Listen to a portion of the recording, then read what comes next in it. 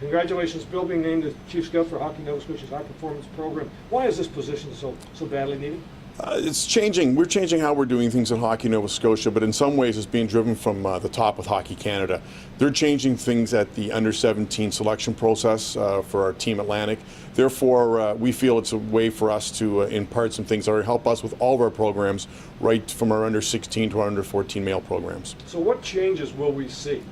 The biggest thing is under-16 has been taken out of our Atlantic Challenge Cup, which is this weekend in Moncton, and it's been put into a session that's going to be held in the springtime, probably April, May. Dates haven't been confirmed, where we're going to send a club of 22 players representing Nova Scotia. There's also be 3 teams from the other Atlantic provinces, as well as 2 teams from Quebec. From there, we're going to select, or people are going to select, the top 44 players to go to a under-17 camp in the summer.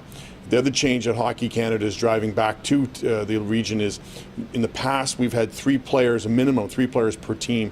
Now it's turned into be the best 22 no matter what province they come from. So that's probably the biggest thing. But for us as a province, we're looking at it as something that really, John, is we're towards our Canada Games in 2015 in Prince George, British Columbia. Our under-14 group this year is our core group for that. We want to be able to follow the players throughout the process, and in 2 years' time, I think our coaches will have a better idea of the talent pool that we have out there with having someone like myself to follow them all the way. Hockey Nova Scotia has obviously developed an awful lot of pretty good hockey players. Bill, who are some of the graduates? Oh, there's so many of them there. They go back. Our high-performance program started in 1997, and it has been called the Program of Excellence before that. And what we look at it is so many players, Steve Dixon, Brad Marchand, of course Sidney Crosby, recently Nathan MacKinnon, Ryan Falkenham, Cole Murphy.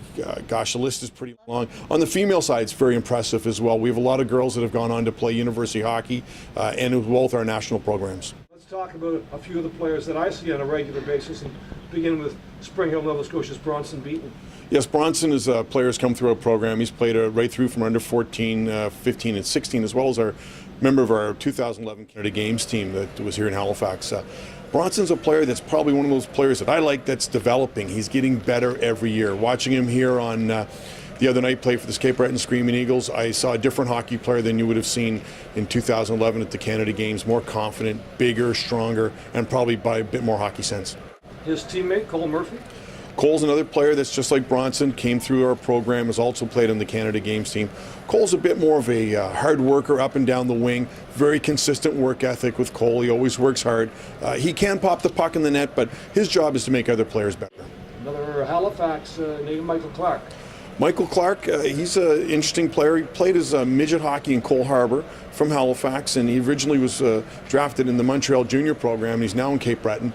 Michael is a offensively gifted player who really knows how to play the game in the circles, from the dots down.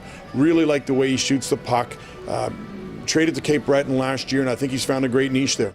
Goaltending, Jake Brennan. Jacob Brennan, Bedford native, who came through the Halifax Major Midget program, playing in Bathurst, now member of our Hockey Nova Scotia programs as well as Team Atlantic.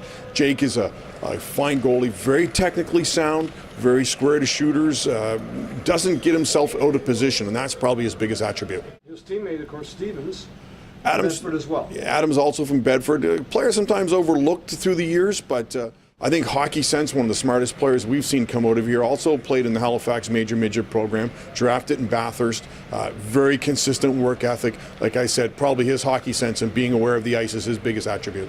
And rounded out with a couple of Mooseheads, Ryan Falkenham and Nathan MacKinnon. Ryan Falkenham, if there's a definition of leadership and character, Ryan Falkenham is that person. I've watched Ryan participate in other sports as well as hockey, and it's the same all around. A consummate worker, consummate leader. He's worn a letter every level he's played. It won't be far, but he'll wear a letter for the Mooseheads in the near future. But just a great player, but also has some skill. Kind of unrecognized at times because of his leadership and his characteristics, but I really believe that he's a fine all-around hockey player and has a great future.